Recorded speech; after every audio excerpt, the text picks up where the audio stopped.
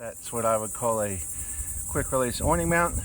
Sure, someone could steal it, but I've never had one stolen before where I live. It's very simple and straightforward. You just got to loosen up those two studs, slide it out a little bit, take this end cap off the end of the roof rack rail, and then slide the whole thing out. Done.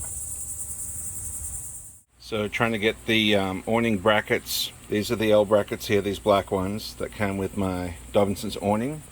I was going to try some OVS brackets, but I didn't realize the offset, the bolt width, this width right here was different for the bigger OVS awning brackets. So anyway, I've just got those down here in the box. I'll use those for something else. But so what I did is these are the inserts for the OVS awning brackets that fit into some of the roof racks. This roof rack it didn't fit into. This dimension here is 19 millimeters, and this was exactly the same. So this is the way that it came. Unfortunately, it wouldn't quite fit. So I took my grinder and took 1 or 2 mil off the long thickness of this so that it would fit in here. So that it would fit in here. So then what I'm going to be able to do is put the this bracket on here, whether I want to use those holes or hopefully those holes. That'll jiggle on there. So it just depends on the width that that this can sit in. So I may have to sit it right there, and then just put nuts and washers and nuts on top of that. So this is the Dobinsons bracket. I had to bore out the holes to fit these bolts, these bigger bolts. So now what I got is these inserts are grinded and smoothed down. I'm going to paint. I'm not exactly sure what this is. It looks like stainless. I don't think it's aluminum, but I'm going to go ahead and paint it anyway. Clean that up, paint the L brackets, and then be ready to put this up on the roof. Just in case I missed it clearly enough, but this bracket slides into the bottom side, and then of course it's got some it's slotted. You see the amount of space that you can put this in or out, so that's why you got to get your load bars the right measurement. So that sits in there, and that's using the base of that to put pressure on it right in there. So you can't put like a bolt all the way through here to just bolt your bracket on, because this base is obviously in the way. So the other option is to get some square-headed bolts, not these, but some square-headed bolts that would fill this gap so that when you try and tighten them, they fit in there.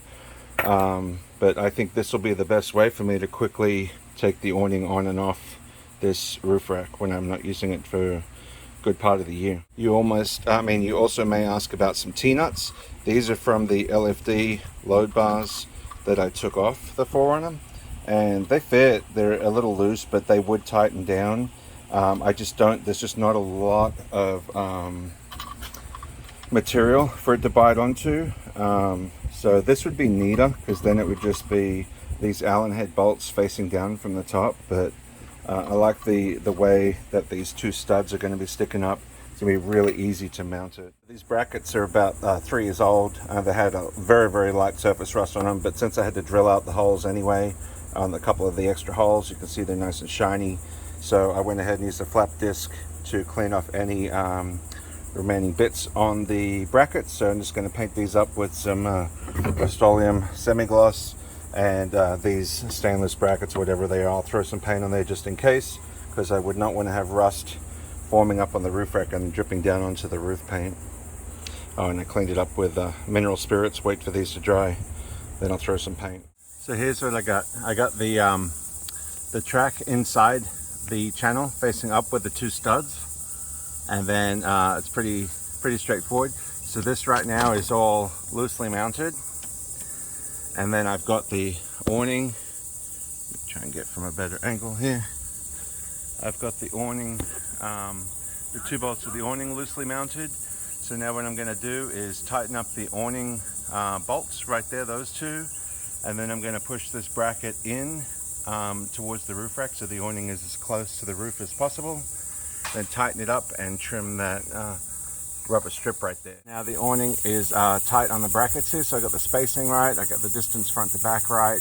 If I want to remove the awning now, I've got these 2 bolts loose on both ends, right here as well. I can literally just pull the awning off after I remove the black end cap of the roof rack. One of these guys right here. So just pull that out, and now I can slide the whole awning out. I'm not going to do that because I want to put the awning on, but that's as easy as it'll be to take this awning on and off, and then to take the roof rack on and off. Alright, all done. Got the rubber trimmed up to the edge of the bracket. That's what I would call a quick release awning mount. Sure, someone could steal it, but I've never had one stolen before where I live. It's very simple and straightforward. You just got to loosen up those 2 studs, slide it out a little bit, take this end cap off the end of the roof rack rail, and then slide the whole thing out. Done.